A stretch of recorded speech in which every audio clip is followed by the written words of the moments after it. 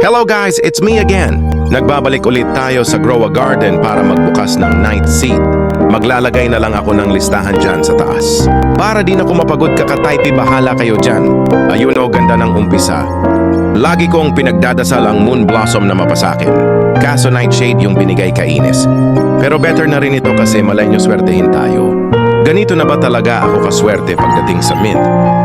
Wah, punong-puno na ng mint inventory ko kainis. Kita nyo yan? Mukhang nagsisimula na yung swerte ko. Ay, for sure, moon blossom na next dito. Lord, kahit moon blossom lang. Please, please, please.